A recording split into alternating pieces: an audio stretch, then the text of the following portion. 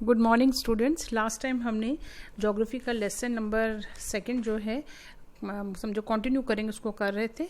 तो उसमें मैंने आपको डिफरेंट एस्पेक्ट जो है टॉपिक्स बताए थे। तो उसमें हमने मेन यही देखा था कि लैंड रिसोर्सेज हमारा जो है लेसन है।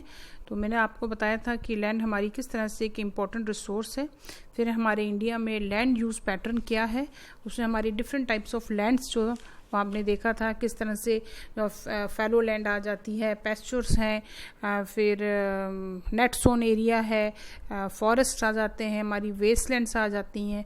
तो हमारा इस लैंड को जो एक इम्पोर्टेंट सोर्स है जो है उसको हम किस तरह से यूज़ कर रहे हैं। और उसमें यही है कि हमने जो नेट सोन एरिया है उसकी परसेंटेज को हमने जो क्या करना है उसको डे बाय डे हमने इंक्रीज़ करना है। नेट सोन एरिया को क्या करना है, हमने इंक्रीज़ करना है। और वो कैसे इंक्रीज़ हो सकती है, आपको पता है कि अगर जो है हम क्या करेंगे, हमारी इरिगेशन जो फैसिलिटीज़ हैं वो जो है अच्छी होंगी इंडिया में, ठीक है। क्योंकि जो मेनली एग्रीकल्चर जो हमारा वो डिपेंड करता है किस पर, टाइमली रेनफॉल पर, गुड एंड टाइमली रेनफॉल पर, ठीक है। फिर उसके बाद है कि हमारी फार्मर्स की सिक्योरिटी होनी चाहिए, ठीक है। फिर हमारी प्राइजेस ऑफ एग्रीकल्चर कमोडिटीज़ जो हैं वो स्टेबल रहनी चाहिए, जिससे हमारे फार्मर्स को जो है वो क्या हो सके, प्रॉफिट हो सके। तो गवर्नमेंट जो है इनको फार्मर्स को जो है एक प्राइजेस फिक्स कर देती है, जिससे कि क्या होता है कि फार्मर्स को ना तो अगर by the way crop failure हो भी जाए तो उनको क्या होता है कि ना तो उनको लॉस होता है और ना उनको प्रॉफिट होता है। तो इस तरह से डिफरेंट हम कहेंगे कंपनसेशंस दे के जो है हम कह सकते हैं कि एग्रीकल्चर जो है हमारा वो अच्छा हो सकता है। हम कहेंगे कि नेट सोन एरिया जो वो हमारा इंक्रीज हो सकता है। तो हमने देखा ये हो गया हमारा लैंड यूज पैटर्न। आज हम देखेंगे, लास्ट टाइम मैंने आपको बताया था कि लैंड डिग्रेडेशन क्या है, ठीक है। सो लैंड डिग्रेडेशन मैंने आपको बताया था, जब लैंड डिग्रेडेशन कहेंगे एक प्रोसेस है जिसमें क्वालिटी और क्वांटिटी जो है दोनों जो है लैंड की चेक की जाती है। पर आज जो है लैंड डिग्रेडेशन हम कहेंगे कि लैंड डिग्रेडेशन का मीनिंग है कि जब क्वालिटी और क्वांटिटी दोनों जो है लैंड की वो क्या हो रही हैं, डिप्लीट हो रही हैं। क्या हो रही हैं, वो डिप्लीट हो रही हैं। अब उसका रीज़न जो है लैंड, हम कहेंगे कि लैंड डिग्रेडेशन के रीजंस जो हैं वो बहुत सारे। पहला आ गया डिफॉरेस्टेशन, ठीक है। हम लोग क्या करते जा रहे हैं, फॉरेस्ट को जो है हम जो है काटते जा रहे हैं, ठीक है। और फॉरेस्ट आपको पता है हमारा जो बेसिक हमारा लाइफ सपोर्ट सिस्टम है वो फॉरेस्ट से ही है। हमारी हवा जो है, फिर सॉइल जो हमें मिलती है, वाटर जो है, तो अगर पेड़ होंगे तो बारिश भी होगी। तो इस तरह से ये वाटर साइकिल जो है ये चलता रहता है। तो हम कहेंगे हमारा जो इकोलॉजिकल जो बैलेंस है वो हमारे फॉरेस्ट जो हैं वो ही हमारे मतलब उसको बनाने में, उस इकोलॉजिकल बैलेंस को बनाने में जो है वो मदद करते हैं। तो हम कहेंगे हमारा जो लाइफ सपोर्ट सिस्टम है फॉरेस्ट से ही पॉसिबल हो सकता है। अदरवाइज जो है आप देखोगे तो बहुत सारी जो है प्रॉब्लम्स जो है हम लोगों को फेस करनी पड़ेगी। तो लैंड डिग्रेडेशन का मेन रीज़न है डिफॉरेस्टेशन। तो हमने डिफॉरेस्टेशन में क्या करना है, पेड़ों को नहीं काटना है। इसके लिए गवर्नमेंट ने डिफरेंट स्कीम्स भी बनाई हैं फॉरेस्ट को सेव करने के लिए, ठीक है। सॉइल फर्टिलिटी को जो है कंजर्व करने के लिए, ठीक है। दूसरा आगे हमारी पुअर फार्मिंग प्रैक्टिसेस से भी जो है हमारी जो लैंड जो एक इम्पॉर्टेंट रिसोर्स है वो डिग्रेड होती जा रही है, डिप्लीट होती जा रही है। जैसे हम कहेंगे कि जो हमारी केमिकल फर्टिलाइजर्स जो है हम उनको ज़्यादा यूज़ करें तो हमारी सॉइल जो है वो क्या होती जा रही है, डिप्लीट होती जा रही है। जो एक सॉइल की फर्टिलिटी है वो फर्टिलिटी क्या होती जा रही है, कम होती जा रही है, ठीक है। फिर आगे हमारा ग्रेजिंग, ओवर ग्रेजिंग जो है वो हम कर रहे हैं। ग्रेजिंग तो ठीक है, जानवर हैं, कैटल्स हैं तो उनको ग्रेज तो करना है, चराना है। बट जो हमारी जो ग्रेजिंग होती जा रही है वो क्या होती जा रही है, ओवर ग्रेजिंग होती जा रही है। इससे क्या होता है कि सॉइल क्या होती है, सॉइल इरोड हो जाती है, सॉइल इरोजन को जन्म देती है ओवर ग्रेजिंग, ठीक है। फिर आगे हमारा जैसे माइनिंग है, तो माइनिंग से भी क्या हो जाता है, माइनिंग से भी जो हमारी लैंड है वो डिग्रेड होती है, डिप्लीशन होता है उसका। फिर आ गया डंपिंग ऑफ नॉन हम कहेंगे बायोडिग्रेडेबल जो सामान होता है वो, जैसे प्लास्टिक्स वगैरह हो गए, तो हम जो है ज़मीन में फेंक देते हैं। और आपको पता है प्लास्टिक जो है वो कितना टॉक्सिक होता है कि वो तो हमारी लैंड जो है वो डिग्रेड होती जा रही है। तो इस तरह से हमने देखा कि किस तरह से जो है लैंड का क्या हो रहा है, डिग्रेडेशन हो रहा है। लैंड जो है वो जो इम्पोर्टेंट रिसोर्स है वो हमारी वो डिप्लीट होती जा रही है। ठीक है, अब हम देखेंगे कि लैंड डिग्रेडेशन के कॉजेज़ क्या थे। ठीक है, अब गवर्नमेंट ने जो है इसके लिए डिफरेंट प्रोग्राम्स जो भी हैं वो भी लॉन्च किए। डिफरेंट प्रोग्राम्स हैं, जैसे कहेंगे कि फॉरेस्ट को सेव करें, इंटीग्रेटेड जैसे मैनेजमेंट फ्लड प्रोन एरियाज़ में जो है वो गवर्नमेंट ने स्कीम्स बनाई हैं। फिर है डेजर्ट एरिया के डेवलपमेंट के लिए प्रोग्राम बनाया है, हिल एरिया डेवलपमेंट प्रोग्राम बनाया है, ड्रॉट प्रोन एरियाज़ जहाँ पर हैं उनके डेवलपमेंट का प्रोग्राम बनाया है। तो इस तरह से कहेंगे कि नेशनल वेस्ट लैंड डेवलपमेंट जो है बोर्ड बना है। तो ये सब डिफरेंट जो है प्रोग्राम्स जो हैं, डिफरेंट जो हम कहेंगे कि ब्रांचेस बनी हैं ये, तो ये मैनेजमेंट करने के लिए है, मैनेज करने के लिए हैं कि किस तरह से हम क्या कर सकते हैं, लैंड की क्वालिटी और क्वांटिटी दोनों को डिप्लीट होने से बचा सकते हैं। ठीक है, तो फॉरेस्ट को, जैसे फॉरेस्ट जो है फॉरेस्ट को सेव करने के लिए भी डिफरेंट जो है जो कि इम्पोर्टेंट एक हमारी रिसोर्स है, तो उसको सेव करने के लिए गवर्नमेंट ने डिफरेंट प्रोग्राम्स बनाए हैं। जैसे टाइगर प्रोजेक्ट है एक, जो डिफरेंट हमारी फ्लोरा फौना जो है वो ख़त्म होती जा रही हैं, कुछ तो बिल्कुल एक्सटिंक्ट जो है ख़त्म ही हो गई हैं, कुछ एंडेंजर्ड हैं जो ख़त्म होने वाली हैं। तो उनके लिए भी गवर्नमेंट ने डिफरेंट स्कीम्स वगैरह बनाई हैं। वो ये जो है ये वाली जो कह रही थी आपको, ये अपना टाइगर प्रोजेक्ट वगैरह, ये हम जो नेक्स्ट जो लेसन आएगा हमारा फॉरेस्ट रिसोर्सेज जो है तो उसमें हम वो करेंगे। तो ये आगे डिफरेंट हमारे प्रोग्राम्स आगे कि किस तरह से हम जो है फॉरेस्ट रिसोर्सेज जो है फॉरेस्ट रिसोर्सेज नहीं, लैंड को हम किस तरह से डिप्लीट होने से बचा सकते हैं। ठीक है, अब हम देखेंगे कि जो है बेसिक डिफरेंस बिटवीन द, जो एक इम्पॉर्टेंट क्वेश्चन आ जाता है आपको कि what is the basic difference between the reserve forest and the protected forest. अब ये जो रिजर्व फॉरेस्ट होते हैं, फॉरेस्ट को हमने दो कैटेगरीज में जो है 3 कैटेगरीज में हमने उसको डिवाइड किया है, reserve forest, protected forest and unclass forest. तो रिजर्व फॉरेस्ट जो है कहेंगे जो स्पेशली जो है वहाँ की टिम्बर एक लकड़ी होती है, बहुत ही मतलब कहेंगे कि सॉलिड लकड़ी होती है, जिसका जो पेड़ होता है तो वो वहाँ पर उगाई जाती है। और भी डिफरेंट फॉरेस्ट के प्रोडक्ट्स होते हैं। ठीक है, यहाँ पर जो है ग्रेजिंग के जानवरों को चराना जो है और कल्टीवेशन किसी भी तरह की बिल्कुल भी अलाउड नहीं होते।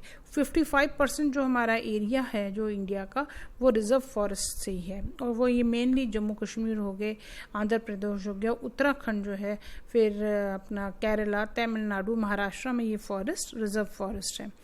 अब दूसरे आगे हमारे प्रोटेक्टेड फॉरेस्ट। सो प्रोटेक्टेड फॉरेस्ट जो हैं इनमें और ये डिफरेंस है कि जो प्रोटेक्टेड फॉरेस्ट हैं इसमें कुछ लिटिल अमाउंट ऑफ हम कहेंगे कि कॉन्स्टिट्यूशनल प्रोटेक्शन है, या हम कहेंगे some amount of legal and constitutional protection वो किसको दी जाती है, वहाँ के जो हैबिटेट्स हैं एंड जो स्पीसीज हैं। ठीक है, so they are legally accorded protection for further depletion, ताकि उनका फर्दर जो है उनका डिप्लीट ना हो सके। 29% ऑफ द जो फॉरेस्ट कवर हैं हमारे वो प्रोटेक्टेड फॉरेस्ट के हैं।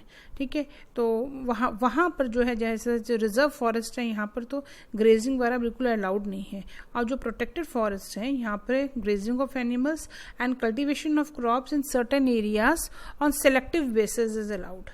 दोनों में ये डिफरेंस है कि difference between the reserve forest and protected forest. Reserve forest हमारे 55% हैं और प्रोटेक्टेड फॉरेस्ट हमारे जो हैं वो कितने हैं 29% है। तो प्रोटेक्टेड फॉरेस्ट में जो है एक कहेंगे कि कोई स्पेशल पर्पस होगा या सेलेक्टिव बेसिस पर जो है grazing of animals and cultivation of crop जो है वो अलाउड हो जाती है, और जो रिजर्व फॉरेस्ट है वहाँ पर बिल्कुल भी अलाउड नहीं किया जाता है। ठीक है। अब आगे हमारे अनक्लास्ड फॉरेस्ट, तो ये तो यहाँ पर ऐसे फॉरेस्ट हैं यहाँ पर या तो पहुँचा ही नहीं जा रहा, दे आर इनएसेसिबल, ठीक है। और हम कहेंगे वहाँ पर कोई इस तरह के रिस्ट्रिक्शंस भी जो है नहीं है, बट दे आर हम कहेंगे इनएसेसिबल। ये ऐसे जो फॉरेस्ट हैं वो हमारे 16% ही हैं, समझ आइए। हमारे ज़्यादा फॉरेस्ट जो हैं नदर्न ईस्टर्न एरियाज़ में पाए जाते हैं, नॉर्थ ईस्टर्न एरियाज़ जो हैं वहाँ पर ये मिलते हैं। तो ये क्वेश्चन इम्पॉर्टेंट क्वेश्चन है, ठीक है। क्लासिफिकेशन ऑफ फॉरेस्ट में आ जाता है। तो on the basis of the हम कहेंगे on the basis of administration जो है हम फॉरेस्ट को जो है 3 टाइप्स में डिवाइड करते हैं, reserve forest, protected forest and अनक्लास्ड forest, ठीक है बच्चों। तो ये आपको समझ आ गया व्हाट इज लैंड डिग्रेडेशन, ठीक है, what are the causes of the land degradation, ठीक है। मेन जो कॉज है लैंड डिग्रेडेशन का वो देखा जाए तो क्या है, ह्यूमन एक्टिविटीज़। ह्यूमन एक्टिविटीज़ जो बेसिक जो कॉज हैं वो मैंने आपको बता दी है कि लैंड जो है क्यों डिग्रेड होती है। एक तो हम जो है उसकी जो मिट्टी है वो डिग्रेड होती जा रही है, जैसे विंड है, पानी है, ये 3 फैक्टर्स हैं जो लैंड को डिग्रेड करते हैं। But one of the major जो एजेंट जो है लैंड डिग्रेडेशन का वो क्या है, वो इंसान खुद ही है। वो क्या है, इंसान खुद ही है। और वाटर से कैसे लैंड डिग्रेड होती है, सॉइल इरोजन होता है। विंड से भी जो फर्टाइल सॉइल होती है ज़मीन की वो उड़ के चली जाती है। और ह्यूमन एक्टिविटीज़, अब ह्यूमन एक्टिविटीज़ कौन कौन सी होती हैं, जैसे ह्यूमन एक्टिविटीज़ जो है जो हमारी इस लैंड को डिग्रेड करती हैं वो कैसे हैं, वो है जैसे हमने रेलवेज जो है, एग्रीकल्चर करनी है, कॉमर्शियल क्रॉप्स को लगाना है, ठीक है। अब इंसान जो है सब्सिस्टेंस क्रॉप्स को छोड़ के कमर्शलाइज जो एग्रीकल्चर हमारे इंडिया में है ज़्यादा है, ठीक है, साइंटिफिक फॉरेस्ट्री करनी है। तो ये जो है मेजर कॉज हैं हम कहेंगे फ्लोरा एंड फ्यूना के डिप्लीशन के, ठीक है, कि वो ख़राब होते जा रहे हैं। और उसके अलावा लार्ज स्केल डेवलपमेंट जो प्रोजेक्ट्स जो हैं उसके कारण भी जो हमारे फॉरेस्ट्स हैं, जैसे हम कहेंगे कि नर्मदा रिवर पे जो है सरदार सरोवर प्रोजेक्ट बना था, तो वहाँ पर भी जो है क्या हुआ था, बहुत सारी जब डैम बनाया जाता है तो डेवलपमेंट प्रोजेक्ट्स बनाए जाते हैं तो क्या होता है, बहुत बड़े बड़े जंगल होते हैं उनको बिल्कुल काट दिया जाता है। तो इस तरह से हमारे जो फॉरेस्ट हैं, जो हरियाली है वो जो है गायब होती जा रही है। माइनिंग जो है वो भी एक हम कहेंगे कि इंसान अपनी ज़रूरतों को पूरा करने के लिए माइनिंग करता है। सो माइनिंग भी एक डिफॉरेस्टेशन का एक जो है रीज़न है। तो ह्यूमन एक्टिविटीज़ जो है हम कहेंगे हमारी फ्लोरा और फ्यूना को डिप्लीट होने का जो है मेन रीज़न है। सो मैन हम कहेंगे इकोलॉजी जो बैलेंस है वो हमारा ह्यूमन एक्टिविटीज़ के कारण ही होता जा रहा है। तो ये आगे आपकी कॉजेज़ कि what are the causes of the land degradation और उनका क्या असर हो रहा है। असर तो आप देख ही रहे हो कि क्या असर हो रहा है, ठीक है। तो और ये आपका जो लैंड ये जो टॉपिक है ये बहुत ही एक हम कहेंगे कि एक बर्निंग टॉपिक है, ठीक है। तो ये आपको समझ आ गया लैंड डिग्रेडेशन क्या है व्हाट, और उसका हमने कंजर्व कैसे करना है, हमने कहेंगे कि कंजर्वेशन की, अब उसमें आ जाएगा कंजर्वेशन ऑफ फॉरेस्ट, कि फॉरेस्ट को हमने कैसे कंजर्व करना है, ठीक है। तो इसके लिए गवर्नमेंट ने डिफरेंट प्रोग्राम्स बनाए हैं, मैंने आपको बताया।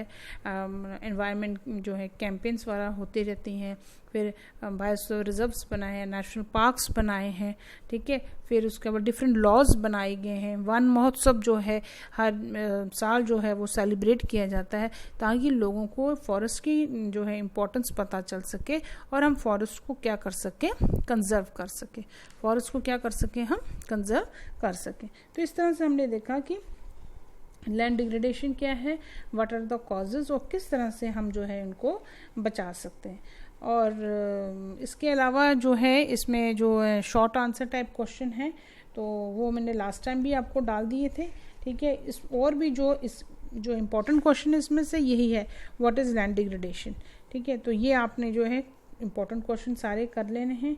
इसके अलावा कुछ आपको अगर समझ नहीं आता है तो आप फ़ोन करके भी पूछ सकते हो, और अगर आप लेसन को ध्यान से सुनो और उसके बाद लेसन को आपने रीड जरूर करना है। हर बार मैं यही कहती हूँ कि आपने लेसन की रीडिंग जरूर करनी है। आप रीडिंग करोगे तो आपको समझ आएगा, अगर आप रीडिंग नहीं करोगे तो आपको कुछ भी समझ नहीं आएगा।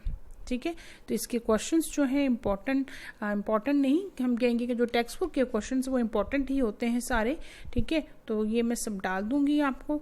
इसके अलावा कुछ भी आपको इस तरह का कुछ समझ नहीं आता है तो आप पूछ सकते हो, ठीक है। इसके साथ हमारा लेसन नंबर 2 जो है वो ख़त्म हो जाता है, ठीक है। और फिर हम लेसन नंबर 3 स्टार्ट कर देंगे, ठीक है। तो आज के लिए इतना ही है बच्चों, ठीक है।